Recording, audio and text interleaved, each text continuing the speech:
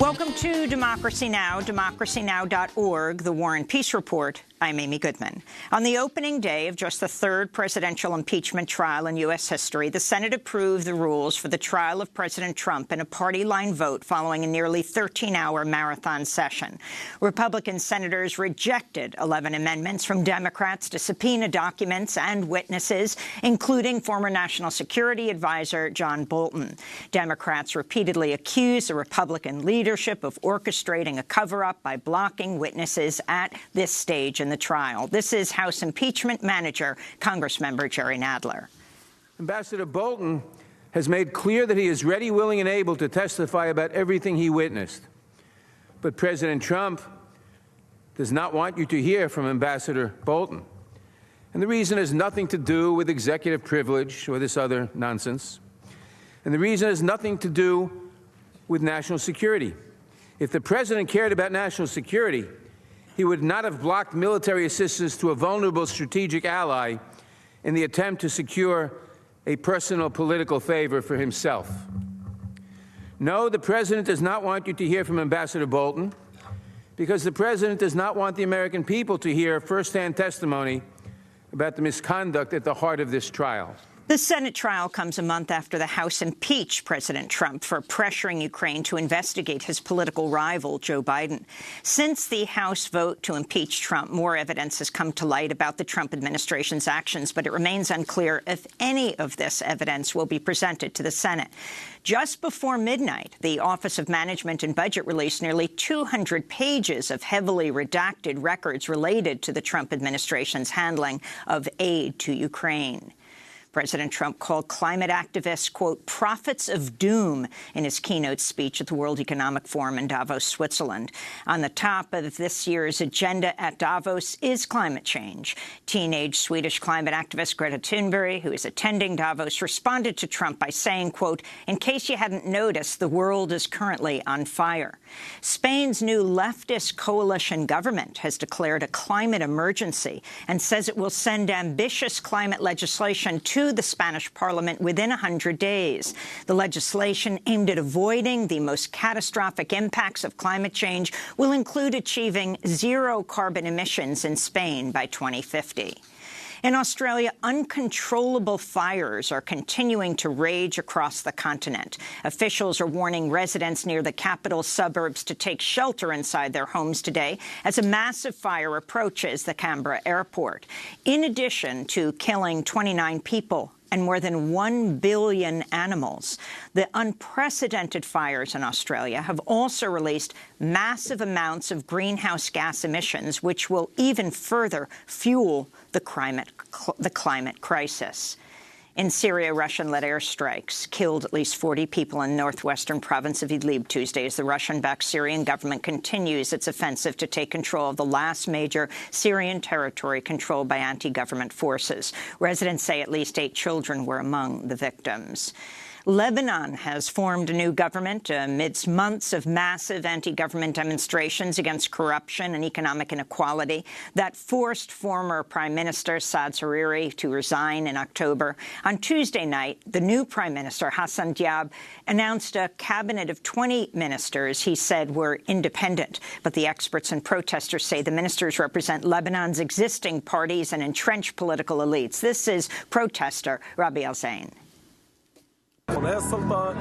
This establishment and these leaders do not represent us. This government doesn't reflect us. We want a government made of our own. We want the money that was stolen. We want health care, a power supply, and early parliamentary elections.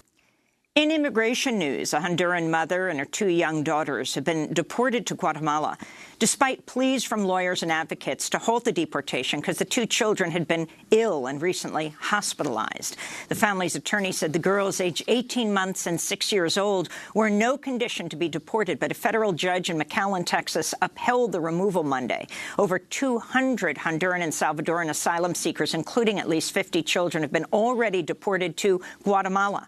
Meanwhile, the Mexican Mexican National Guard Monday attacked members of a caravan of asylum seekers at the Guatemala-Mexico border as the government of Andrés Manuel López Obrador seeks to prevent the asylum seekers from reaching the United States border. Troops with riot gear were filmed chasing and pushing asylum seekers who are mostly from Honduras, tackling them to the ground and throwing what appears to be tear gas.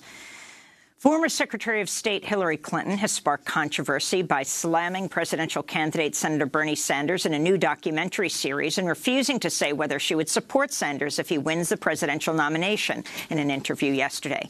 But by Tuesday night, Clinton backpedaled, writing, quote, "The #1 priority for our country and world is retiring Trump, and as I always have, I will do whatever I can to support our nominee," unquote. On Tuesday, the psychologist identified as the architect of the CIA's torture program testified for the first time to the war court at Guantanamo Bay. Dr. James Mitchell was in the courtroom for a pretrial hearing for 5 9/11 suspects who had been subject to torture, euphemistically called enhanced interrogation techniques. Dr. Mitchell and his partner, Dr. Bruce Jessen, were paid $81 million to help design the CIA's torture methods, including some of the most abusive tactics. The pair had no prior experience in interrogation. In 2014, Dr. James Mitchell confirmed he personally waterboarded Khalid Sheikh Mohammed. We'll have more on the Guantanamo trial later in the broadcast.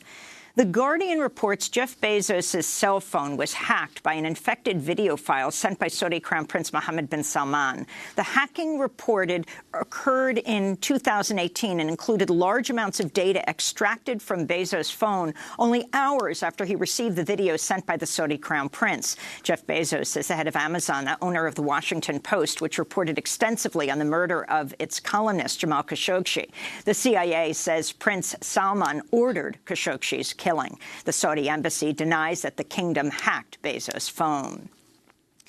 In Boston, an Iranian student attending Northeastern University was detained at the airport, then deported from the United States despite arriving at Boston's Logan International Airport with a valid student visa Sunday. 24-year-old Mohammed Shahab Deghani Hossein was deported Monday, even though a Massachusetts district court judge granted him an emergency stay of removal. In response, the ACLU of Massachusetts said, quote, "Given the Trump administration's xenophobic policies and CBP's troubling practice at Logan Airport of sending students with valid visas back to Iran, it is shameful that the government defied a federal court order and deported Shahab without due process," the ACLU said. In Phoenix, Arizona, the family of a 19-year-old black teen who was shot by police with a rubber bullet in the chest and tackled to the ground is demanding the officers be immediately fired.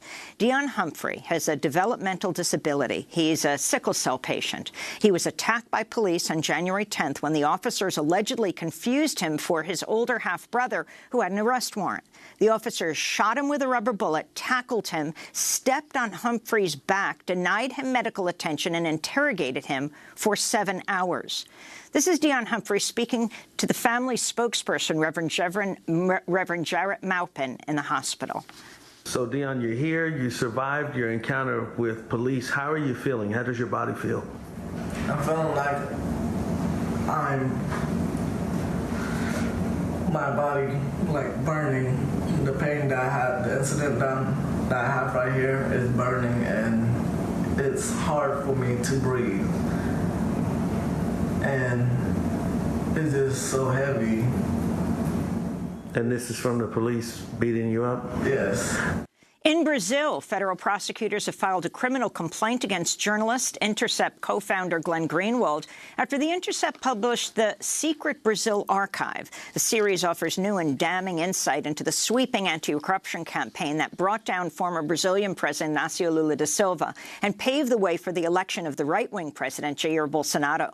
The move to file a criminal complaint against Greenwald has sparked international outrage. Many are condemning the move as an attack on the free press in Brazil. We'll go to Brazil for the latest later in the broadcast.